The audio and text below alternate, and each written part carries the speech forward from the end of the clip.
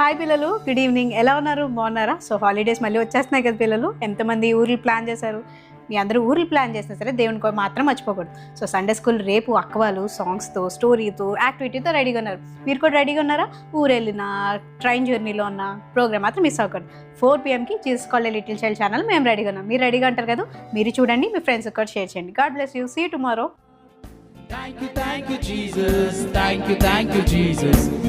Thank you, Jesus in my heart. వందనాలు యేసు, వందనాలు యేసు, వందనాలు యేసు నీకు.